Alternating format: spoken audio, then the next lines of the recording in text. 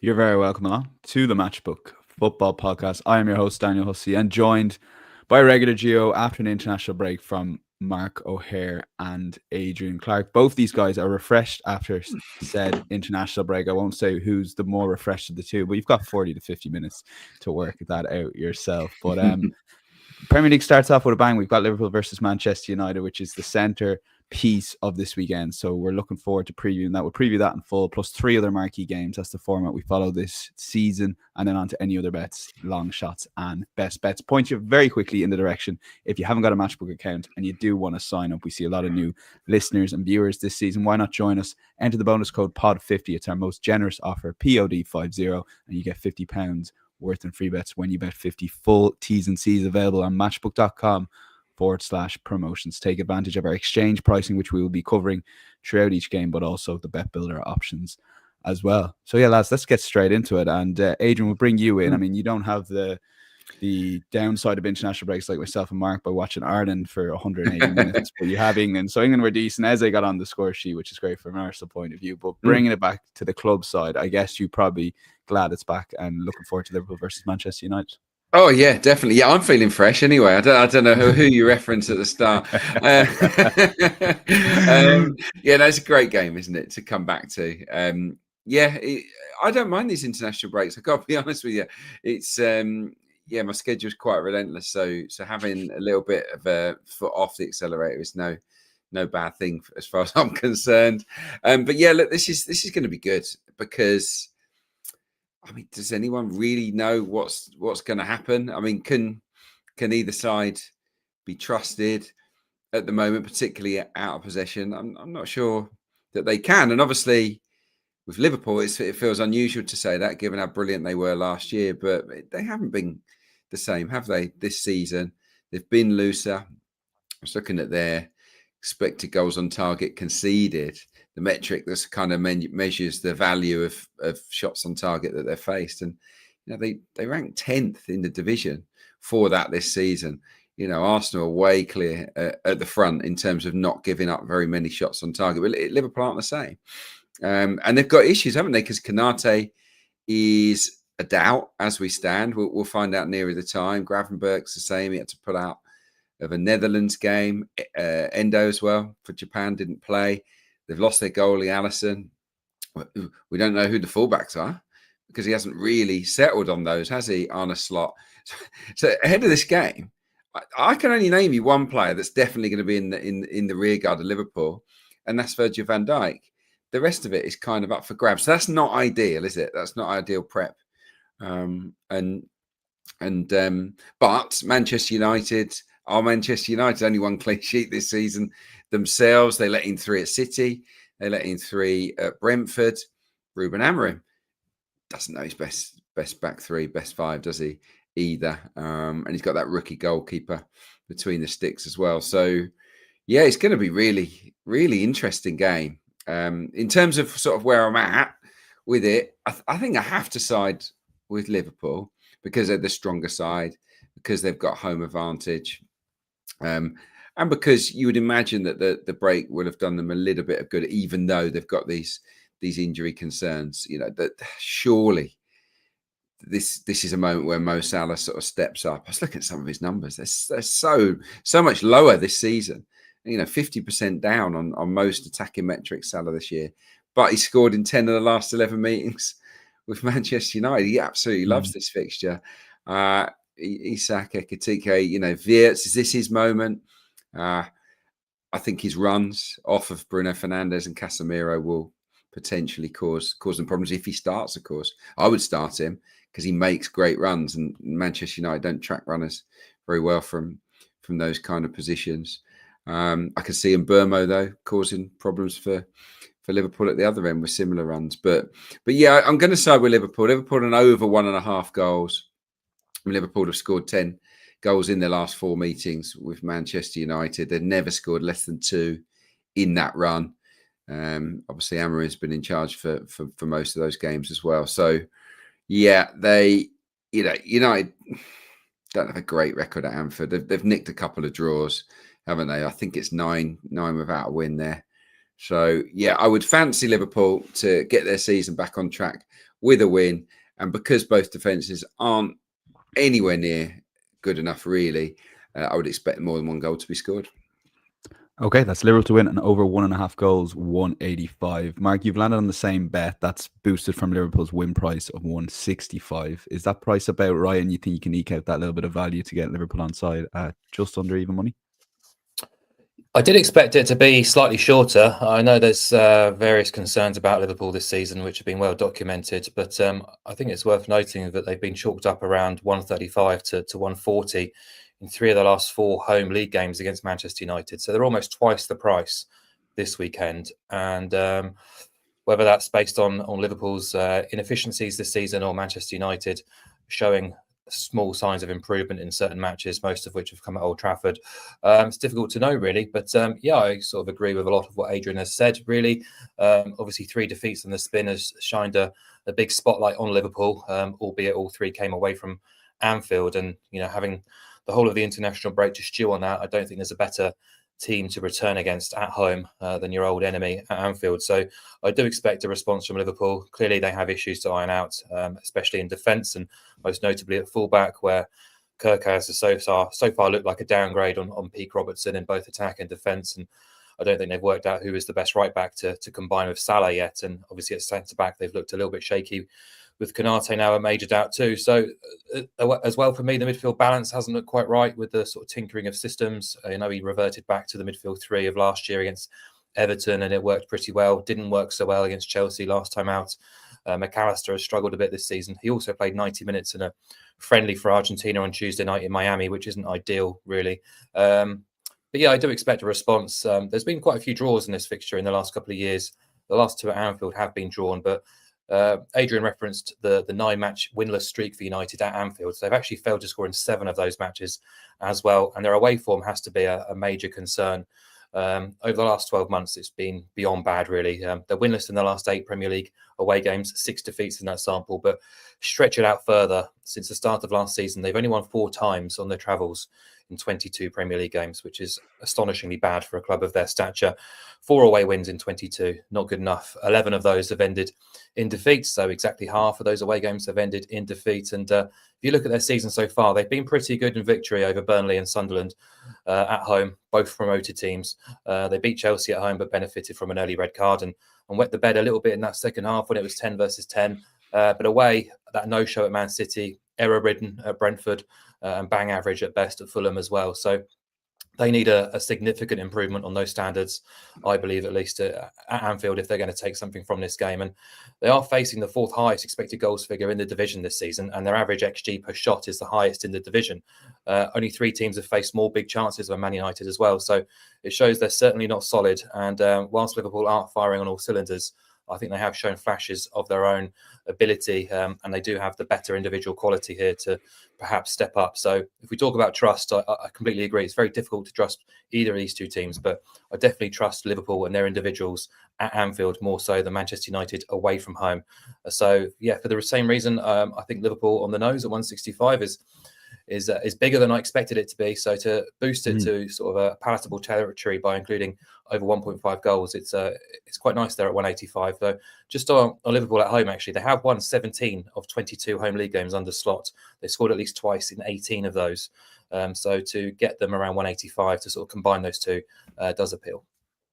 Okay, relatively confident, just given you know the uncertainty with both teams. The guys alluded to there with the selections. It is going to be our £10 money back bet builder special to boost it up just to above even money for listeners to get on board. Mark, we are going to tackle the card lines here. Yeah, if we just chuck in over 3.5 cards here, it does boost the price further to 215, which is what we're going to sort of propose here. So 7 of the last 8 meetings between the 2 teams have seen at least 4 cards. 5 of the last 6 at Anfield have seen at least 4 cards. If you look at the 2 teams so far this season, 5 of their 7 respective games each have seen at least 4 cards in the Premier League.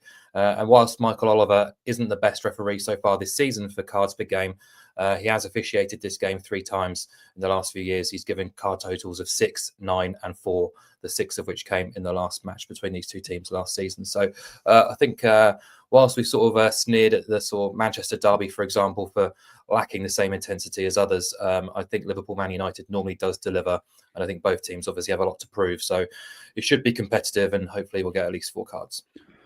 Okay, let's lock that in. This is our £10 money back special. If you're new to the podcast, you can back this exclusive to podcast listeners. Just put in the following into your bet builder: Liverpool to win over 1.5 goals, over 3.5 cards. That's $2.15 on Matchbook at the time of recording. And if it loses, we'll give your money back as a free bet up to £10 on Monday morning. Early kickoff, Adrian. I'm going to start with you on Nottingham Forest versus Chelsea. Prices are interesting here. I don't know whether I thought Chelsea be a tad shorter, but I'll let you take that away. Forest 4.0 at home to Chelsea are 197. The draw 395. I personally thought Chelsea should be a little bit shorter, but maybe given the injuries, you're kind of going the other way with Forest under Ange. Yeah, I think so. I found this a really hard game, I've got to say, to pick. I can make a case against Forest very, very easily. It's not hard, and certainly against Ange Postecoglou, because he's lost all 4 of his league meetings against Chelsea when he was at Tottenham. He's now lost 30 of his last 49 Premier League games, which is just nuts, given that he had good squad at Spurs, and he's inherited a pretty decent squad, I think, at Nottingham Forest as well. So he's in that losing habit. Obviously, he's still waiting for that first win. The 3 home defeats this season: West Ham, Sunderland, Midtjylland. Midtjylland was a shocker. So whichever way you look at it, Forest have been bad. They've been awful at home. The fans are on Ange's back. You think, well, Chelsea should definitely win this, but I can't get on board with Chelsea. I can't do it at the moment. Their away record isn't that brilliant, is it? They've won 3 of their last 14 away league games in the Premier League, which isn't a big figure by any stretch. I still don't really trust the goalkeeper and their back 4. And their midfield, it could be shorn this weekend. There are doubts at the moment over Enzo Fernandez, over Moises Caicedo. We know that Palmer is almost certainly out. That's their best 3, isn't it? And there's also a question mark as we stand on Joao Pedro. So, a lot of their best players are struggling to make this game. And that puts me off of Chelsea a little bit as well. Chelsea games away from home are normally quite free scoring. I think Mark might get to that in his selection. But I'm going to steer away from goals. And I'm just going to say that surely this is where Forest can stop the rut. They've had a little break. They've had that breather. They've taken the pressure off. Can they reconvene and just dig out a result? And I think once they do, they might be okay, and they might start to climb the table. I just think losing 4 straight matches this at home, this Forest team, I just don't think that should be happening. I think they can get a result here. So I'm going to take advantage of Forest being a big price at home and go on the handicap and get that half goal head start. So basically we're back in the draw and the Forest win. So we're opposing the Chelsea win. I see that as the best way in, but it's a really hard one to call for me. The price is 1.95. I just think Forest can stop the rot here against a depleted Chelsea, but I don't have any stats to back that up. I don't have any evidence with their form. I just feel that this squad, with the players that they've got, are good enough to get a result here and finally get their season going.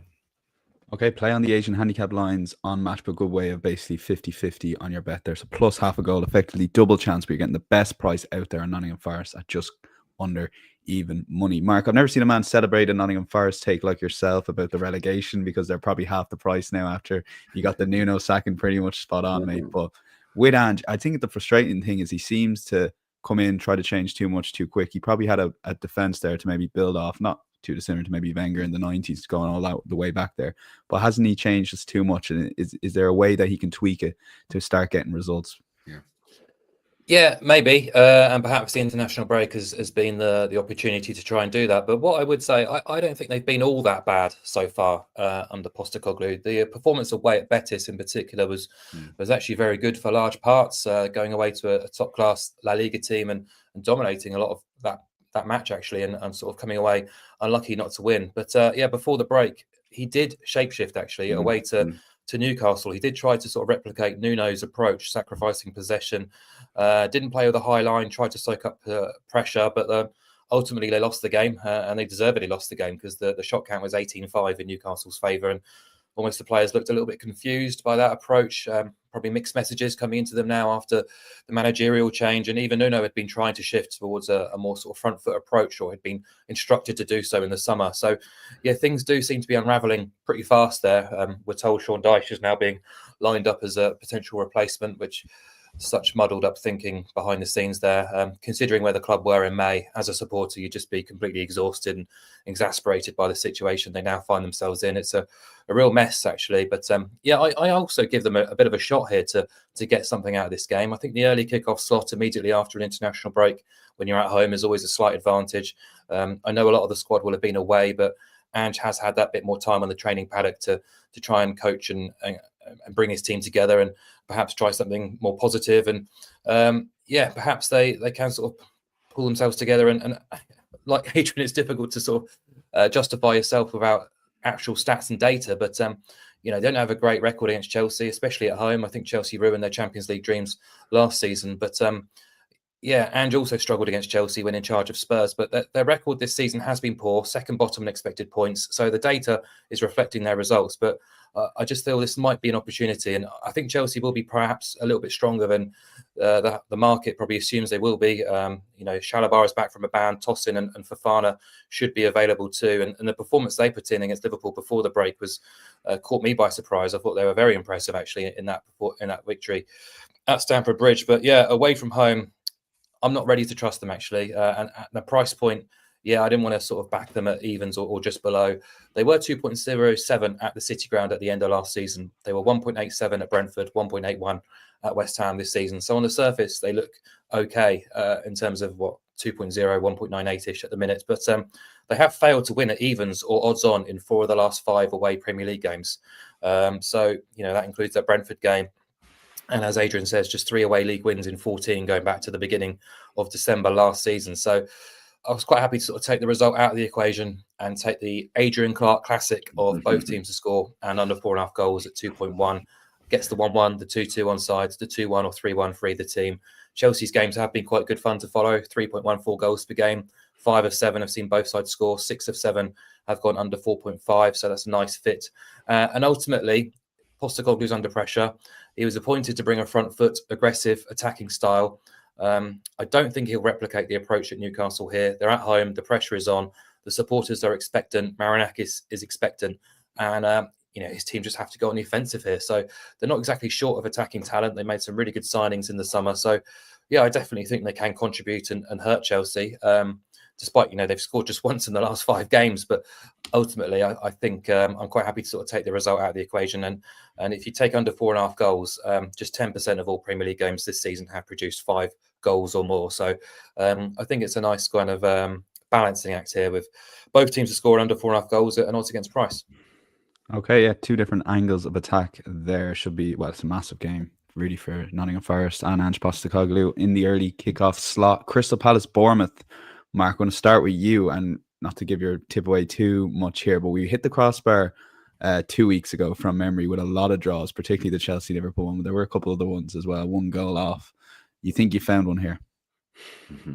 Yeah, I know nobody really cares or likes hearing hard luck stories, but it did feel a bit sick a fortnight ago seeing 2 draw selections kind of sunk in stoppage time. Oh, but it was sweet though, wasn't it? Seeing Liverpool get a beat last minute. Every cloud, mate. Every cloud. Not when you're a Palace fan and it's Chelsea, but how did Palace end up losing that game? They were so dominant for so long, had the chances to go 2-0 up. But anyway, I digress. Exactly, and that's what I was going to say. And the way in which they lost that game as well. I mean, Jack Grealish completely unintentionally didn't know a huge amount about it, did he? The goal that won the game for Everton in stoppage time, and it broke their long unbeaten streak. But that's football at times, just the bounce of the ball and the way deflections can go. But they should have been at least 2 goals clear before Everton scored that kind of undue equaliser from the penalty spot. And there's been a bit of chatter about Palace's involvement in Europe contributing to that first defeat since April. But look, they were the better side, and for me, it's just football being football rather than anything sort of fatigue based or tiredness. They could and should have really got something out of that game. So to end with nothing, they'll be seething really. And I think they continue to be a very good football team in almost all facets. And probably their one negative during their sort of surge under Oliver Glasner over the past year has been their inability to make their pressure really count. And they've been a little bit inefficient in their finishing. They underperformed their XG more than anyone else last season. They're top of that same metric again this season after 6 match days too. So there is room for improvement still. But this match I think is quite fascinating because I think we've basically got pound for pound 2 of the best and smartest coaches in the Premier League in terms of implementing a style and a structure and a system on a bottom half budget and proving incredibly effective. Yet both coaches are also very, very good at spotting weaknesses in their opposition, very, very good at in-game tweaks too. So I guess we shouldn't be massively surprised that when both teams meet and these two coaches go head-to-head, games don't necessarily play out in an entertaining fashion. So both games last season ended goalless. They cancelled each other out on both occasions. And I don't think it'd be a huge shock if something similar happened again this weekend. So, I guess a bit of a glutton for punishment here, but I'm going back in on the draw at 3.5. If you look at those previous 2 meetings that ended goalless, they produced XG tallies of 1.09 and 1.92. The big chance count read 0 and 1. And the previous meeting to last season ended 1-0 to Bournemouth with an XG tally of 1.29. So I think that kind of proves that the point that these matches between these two coaches tend to be quite tight, quite tactical, and perhaps more likely to be low scoring, which always brings the draw into play at a nice price. So Palace are unbeaten in 9 home league games. 4 of those have ended in draws. Bournemouth have bagged 4 wins from 6. Only one of those games, though, was settled by a margin of 2 goals or more. And they've only won twice in the last 9 away Premier League games, 4 of which were also drawn. So the numbers so far, the underlying metrics also suggest they're just a touch above average at the minute. So, I think 3.5 on the draw. I like it, and I'll go in again.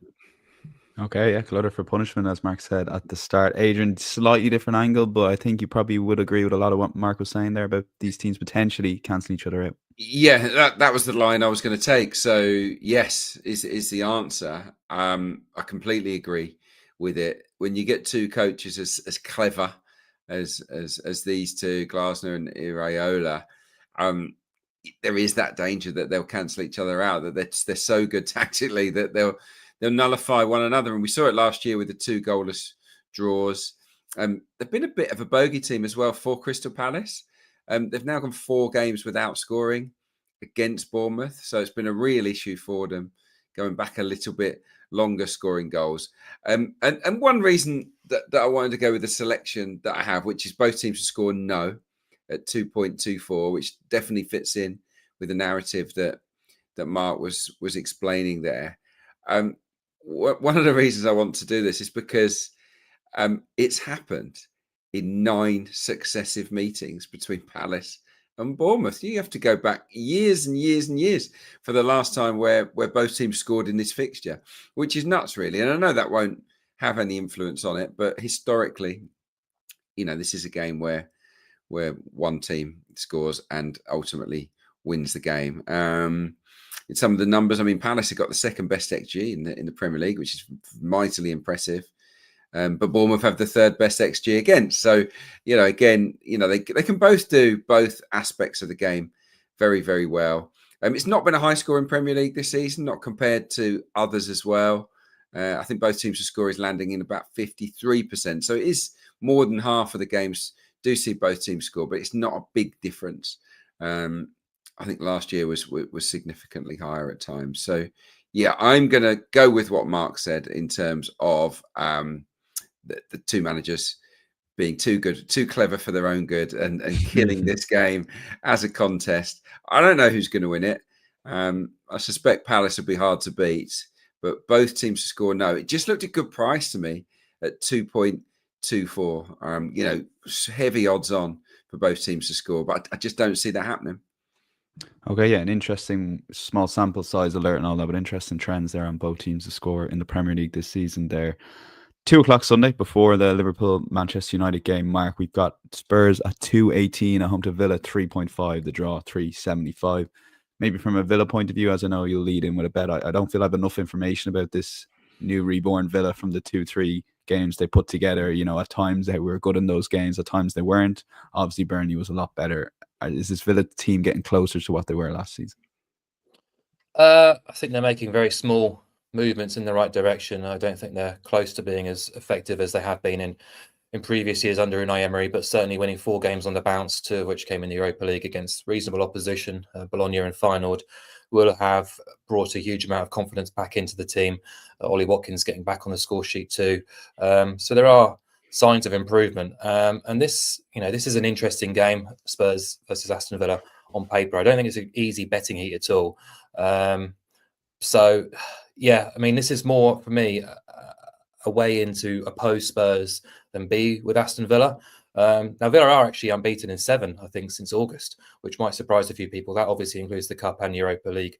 But yeah, they have seemed to have found a formula now to get points on the board and at least be in the battle rather than sort of as flaky as they were in the opening couple of weeks where, I think we can all probably remember sitting down to watch their opening game against Newcastle and being just bewildered about how poor they were, being totally dominated at Villa Park by a Newcastle side without Alexander Isak. But yeah, you compare and contrast with Spurs, who are actually sitting pretty in third, just two points off the top. Results-wise, it's been very, very encouraging under Thomas Frank, just the 1 defeat across all comps, 4 points on the board in the Champions League as well. But I opposed them before the break when they went away to Leeds. I'm prepared to do so again here because I've still not bought into Spurs right now. I thought they're okay at Leeds. I thought they were actually a little bit fortunate to win that match. It was another occasion where they've struggled to open up their opposition, relied on individual brilliance. They lost the shot count, or lost the shots in the box count, 11-5, generated just 0.53 expected goals compared to 168 of Leeds, allowed 4 big chances in that game. And yeah, just kind of reiterating what I said before the break, they've now not managed to create an XG tally of 1.3 or greater since beating Burnley on the opening weekend. Their last 7 matches across Europe and the Premier League, Leeds, Bodo, Wolves, West Ham, Bournemouth, Villarreal and Brighton, they've averaged just 0.62 expected goals from open play. That's pretty underwhelming. And in the Premier League, they've scored 13 goals from an XG tally of just 7.5. They are the biggest overachievers, overperformers in the Premier League this season. Their shot conversion rate is the second best. They're scoring and converting, for me, at quite an unsustainable rate. And I think their home performances this season against Burnley, Wolves, Bournemouth, and even Villarreal suggests to me they could be vulnerable this weekend. And we talk about managers against each other. Thomas Frank has struggled against Unai Emery, winless in 5 Premier League meetings with him, albeit they were with Brentford. But Spurs also come into this match with a pretty underwhelming at best home record, 3 wins in 17 Premier League matches. So whilst Villa do their best work at Villa Park, I do think they're more capable than perhaps the market is suggesting here of getting something from the game on Sunday. So you can back Villa with a half-goal start at a reasonable price, but I'm going to be a bit greedy, chuck in under 4.5 goals just to boost that price on the bet builder up to almost evens. It's 1.96. So close to evens. By eliminating a shootout here, we get paid on the 0-0, the 1-1, the 2-2, as well as the 1-0, 2-0, 3-0, 4-0, 2-1 or 3-1 away wins. 12 of the 14 combined league games between these two teams have gone under 3.5 goals. None of them have gone under 4.5 goals, over 4.5 goals, I should say. So, yeah, I'm quite bullish really about being against Spurs more than sort of pro Villa. Okay. And Adrian, you're under similar enough lines here, ultimately? Yeah. I'm always happy to be against Spurs. You know that. I do. No, I've got a very, very similar bet here, which is total coincidence. And I've got Villa double chance and under 3.5. So I'm just lowering that line. And you get a better price, obviously. It's riskier, but you get 2.38 instead. So if you feel a bit braver, then that's maybe the way in. 2 out of 3 Spurs home games have gone under 2.5. All of them have gone under 3.5 in the Premier League. Villa's away games have seen 3 goals in total this season. All of their away games have gone under 2.5, let alone 3.5 so far this season. So the pattern is there for maybe a tighter game. I do think the Spurs are going to be involved in a lot more lower scoring matches under Thomas Frank. I'm with Mark. I think that they've been maybe a bit fortunate to get some of the results that they have. I don't think I've been blown away by the performances that much at all. I mean, I watched the Wolves game. They were awful in that one. And that was their last league game at home. So they have to be a lot better than that if they want to get a win against Villa, who are getting better. Unai Emery has got a very good record against Thomas Frank, as Mark outlined. Spurs don't have strong home form. and Villa are finding their way. I think Watkins is going to be okay. Reading between the lines, it feels like it was more of a precaution, him coming off and missing the game against Latvia to get ready for this weekend. Obviously, he's really, really important to Villa. But, players like Rodgers are coming into a little bit of form, aren't they? McGinn's in good shape. So, yeah, I feel like they're slowly but surely getting there and that they can avoid defeat in the match. I think it will be tight. I don't see this being a wild shootout at all. So yeah, Villa can go there and get a draw or a narrow away win in my view. So yeah, Villa double chance under 3.5, 238. Okay, and those bets and all other bets that we cover today are available on insidestopmatchbook.com. Well, we're checking that out. Full recap of all the guys' picks. Mark, 2 selections starting in the Scottish Premiership. You got St Mirren at home to Aberdeen. Yeah, so Mirren are priced up around 245 to beat Aberdeen on Saturday, and I think that does them a little bit of a disservice. If these two teams are rated equal, we'd expect St Mirren to be around 225. So the market is saying Aberdeen are the strongest of the two teams and would be favourites if this game took place at a neutral venue. I disagree with that. Therefore, I think there are opportunities. Firstly, Aberdeen right now are rock bottom of the Scottish Premiership. They've lost 5 of their first 7 games. They failed to score in 6 of those 7 games, only netting in their only win, which came against second from bottom, Dundee. Now, the rot, for me, has set in long before this season, in fairness. They started last year like an absolute train, 10 wins and a draw in their first 11 games under Jimmy Tilleen, and there was talk about them potentially competing for a title. But the following 34 games have returned 6 wins, 8 draws, and 20 defeats. That's 0.76 points per game. They've only scored 28 goals in that same sample, and the data shows they have been better than those results, but morale and confidence is really suffering at the minute, and they've been especially awful away from home. No goals and 3 defeats and 3 on the travels in the league this season, which makes it 2 wins, 4 draws, and 13 defeats over the past 12 months in the league. The wins came at relegated Ross County and fellow strugglers Dundee. They've scored just 5 goals in their last 15 away games in the Scottish Premiership, and they've also really struggled against St Mirren's sort of physical and quite uncompromising approach in recent years. Aberdeen have been defeated in 5 of the last 6 meetings with St Mirren. They've also posted 0 wins, 2 draws, and 5 losses in their last 7 trips to Paisley. So it's not a happy hunting ground. They look easily opposable at the prices this weekend. And look, St Mirren aren't your most attractive of sides. They've only scored 5 goals in 7 league games this season, but they are organised. They are difficult to beat, and their only defeats have come against Celtic and Kilmarnock, 2nd and 3rd in the league right now. And their only loss in 10 home league games going back to February was against Celtic as well. So I'm going to engineer a bet builder here, which is to back St Mirren to avoid defeat in a low-scoring game. The double chance and under 3.5 goals pays 1.9. Just one of the two teams' combined 14 games this season have featured 4 goals or more. 12 of those 14 have actually gone under 2.5 goals. So I expect a tight encounter and Saints to prove the more likely winner. Okay, yeah, so engineering a 1.9 shot there, pro St Mirren. Your second selection, Mark, is the opposite of St Mirren, I guess. Goals, goals, goals. I think 2 of these sides are in the top 6 for goals in the Bundesliga this season, so this should be a good game. Yeah, we talked about the Premier League having a decline in goal, but it's been pretty sustainable in the Bundesliga compared to previous years.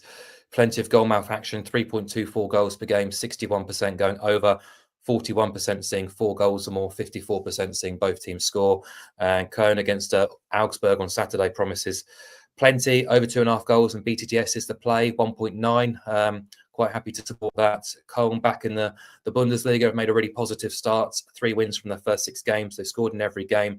They've managed just the 2 clean sheets. They've only played twice at home so far. They thrashed Freiburg 4-1 and lost 2-1 to Stuttgart.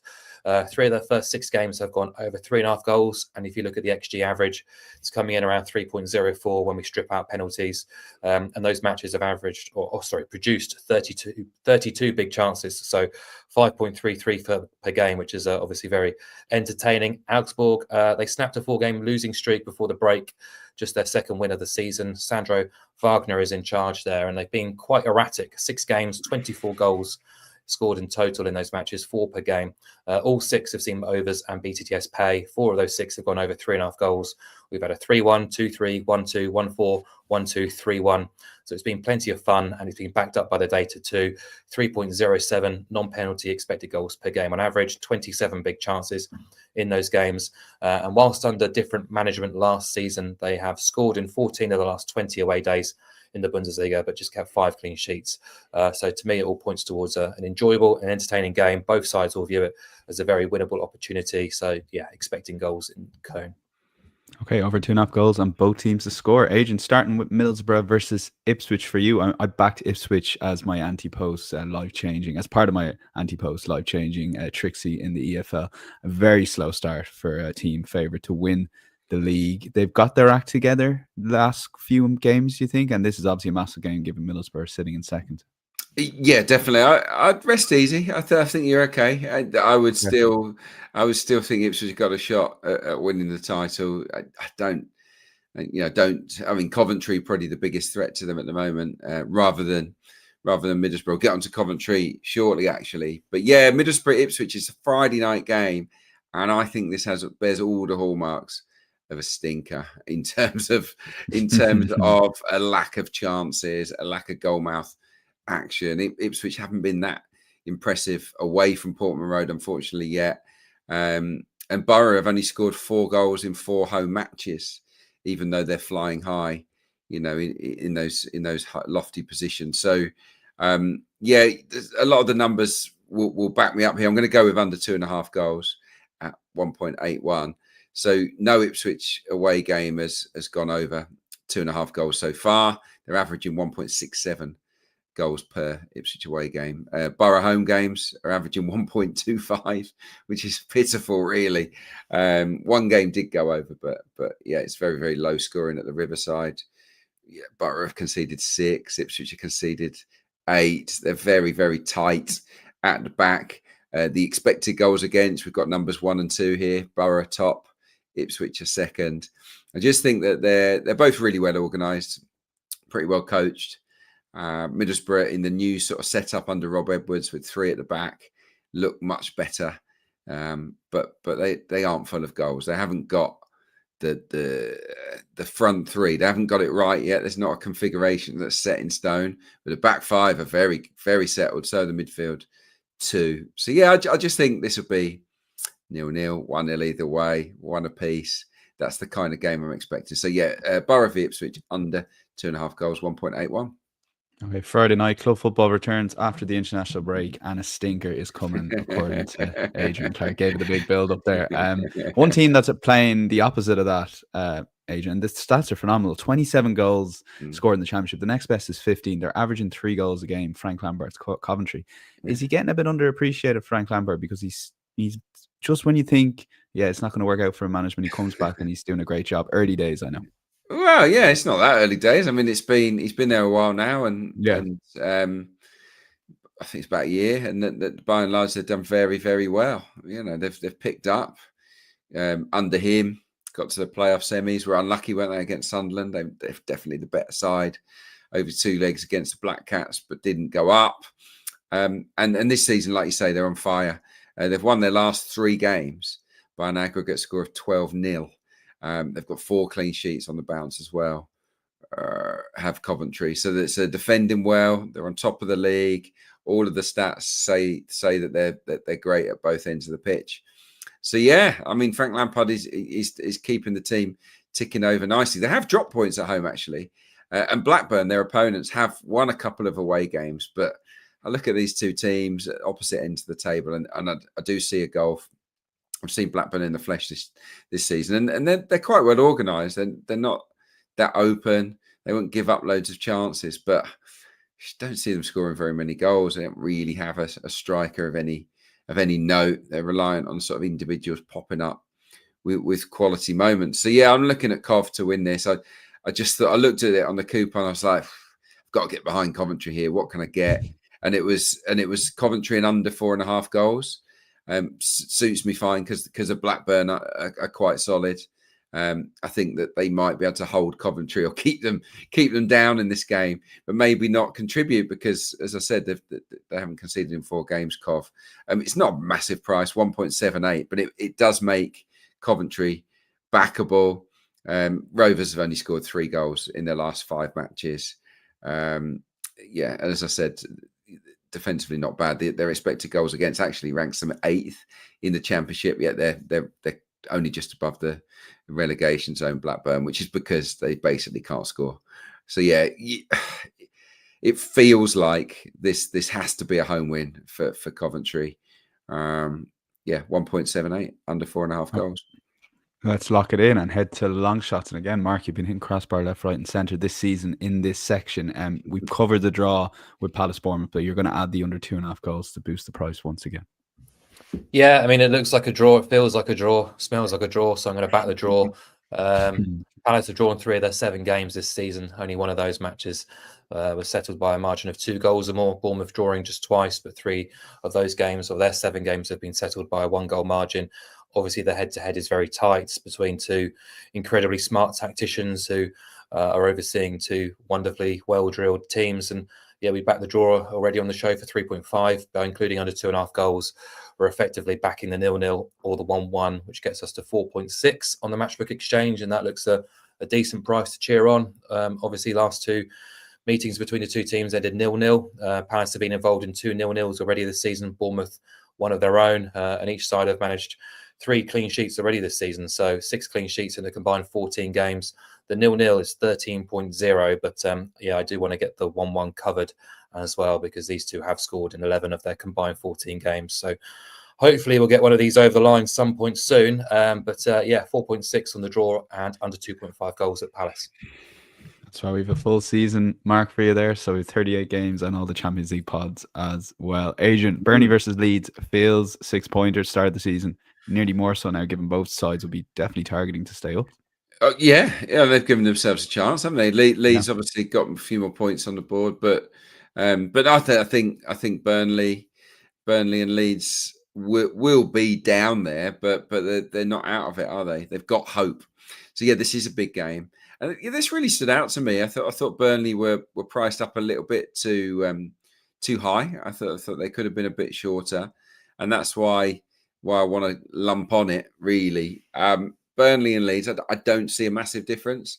Yes, Leeds have probably recruited better and they've got more of a goal threat. There's no doubt about that.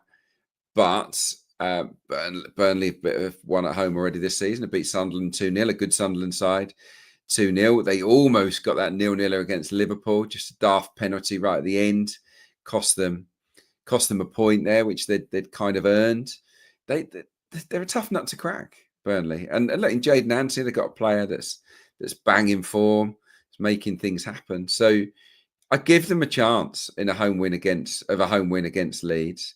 Last season, this was 0-0 at Turf Moor, and Burnley won 1-0 at Ellen Road. So Daniel Farke's Leeds didn't score against Scott Parker's Clarets last year, and that's where I'm going here. Burnley and both teams to score no. You can get it at 6.0, which I think is decent. You know, for a home team to win to 0. You know, Leeds have blanked 3 times already this season at Arsenal, okay. But also at Fulham. They lost 1-0. And they drew 0-0 with Newcastle at home. So, you know, they're not averse to the odd little blank, Leeds United. And Burnley, even though they don't score many, they might only need 1 here. They've only let in 2 goals in their 3 home games since coming up to the Premier League. 1 against Liverpool, 1 against Forest. That's not bad, is it? Not bad going for Burnley. So yeah, Burnley to win 2-0 basically against Leeds, 6.0. Okay, bigger than a lot of the sports books out there. Some of them at 5.0 as well. So that price might not last. Best bet time, Mark, and we're sticking with the Bundesliga goal teams. And I'm sure Frankfurt have been unbelievable this season in terms of goals scored, almost 3 a game, second to Bayern Munich. Yeah, they've been pretty goal crazy, and I'm going to follow the goals again when they go to Freiburg on Sunday. Over 2.5 goals and both teams to score pays 1.8. That looks well worthy of an interest. Frankfurt failed to score before the break when they lost 3-0 at home to Bayern Munich. They had a goal ruled out. They also hit the woodwork in that match. So on another day, they could easily have contributed. But they've now played 8 Bundesliga and Champions League games this season, all of which have seen over 2.5 goals. 7 have gone over 3.5 goals. 5 have gone over 4.5 goals. 7 of the 8 have seen both teams score. and those matches have averaged 5.63 goals per game. Pretty wild stuff. The results read 4-1, 3-1, 1-3, 5-1, 3-4, 6-4, 1-5, 0-3. And so, yeah, the way in which to play, I think the way in which they play, I think, is they'll go to Freiburg and they'll expect to win. So they'll expect to score goals and attack a team who have also shown sort of defensive deficiencies, but an ability to get forward and score goals. So, 5 of the last 6 meetings have seen overs bank, with those scores between the teams reading 1-3, 4-1, 3-3, 2-5, 0-0 and 2-1. And 10 of the last 12 meetings between these two teams have also seen both teams score. Now, Freiburg were involved in a 0-0 with a dreadful Gladbach team before the break, but they've seen both teams score in 4 of 6 Bundesliga games. 4 of 6 have also delivered 3 goals or more. Both of their Europa League matches have also seen both teams score. Being at home, they'll always expect themselves to produce plenty in forward areas and get on the score sheet. And if you go back to the start of last season, they've had 20 Bundesliga home games. 80% have gone over, 60% have gone over 3.5, and 75% have seen both teams score 3.4 goals per game. They've scored in 17 of 20, kept only 4 clean sheets. And it's not too dissimilar when you look at Frankfurt on their travels. A 70% hit rate in their last 20 away days for both teams scoring. They've scored in 16 of 20 and kept just 3 clean sheets. So it really should be good fun on Sunday. And hopefully, we'll get 3 goals or more on both teams contributing. Okay, yes, some confident plays today. And final word to you, Adrian. 20th in League 2, hosts 2nd in League 2, and naturally you're going to side with the team 2nd in the league. Yeah, I was expecting them to be odds on, Swindon, in the game, and they're not. It's 2.1 at the moment on the away win. And this is like, I don't know, like an Arsenal or a Man City or a Liverpool going to a Leeds or a Burnley. One of the sort of easier away games in the division where that they'll be priced up heavy odds on, but that's not the case with Swindon. I mean, they're flying. They're the 2nd top scorers in the division. They've got the best expected goals against tally in League 2 as well, so it's working for them at both ends of the pitch. They're in great form. Swindon have won 6 of their last 7. They've scored in every single away game so far this season, and have got the 3rd best away record in League 1 as well. And if you look at Swindon's record against teams in the bottom half, or even beyond that, actually, if you go from 10th or below, perfect record. Win. Loads of wins from Swindon. Not dropped a point against anyone below 10th. Yeah, and Accrington Stanley, as you rightly said, a 20th in the league. Accrington have lost their last 2 home games. I've only won once at home this season. Lost the last 2 at home. One to Newport, which was a poor result. The other to Walsall, who are top. And Walsall went there and won 3-1 in sort of a comparable sort of fixture. And another reason why you've got to fancy Swindon here is Accrington just don't score goals. They've scored either 0 or 1 in 10 of 11 league games so far this season, home and away. So, I think this is a great price on Ian Holloway's Swindon to keep on that roll. You got to fancy them to win at Stanley. 2.1. Okay, confident selection to finish it off. Insights.matchball.com, full recap of all the guys' picks. This is, of course, available if you're watching back on YouTube. But those listening on or watching on the live stream at the moment, there's about 41. If you take 2 seconds, hit that thumbs up button, makes a massive difference to the content as well. And if you're watching back, the same as well, be much appreciated. But my thanks to Mark and Adrian. We'll be back on Monday to preview the Champions League's return as the club season hits off for a few weeks before the final international break, and then on to Christmas. It is going to be relentless. But enjoy the weekend's football. If having a bet, please do so responsibly, and we'll chat to you on Monday. Bye-bye.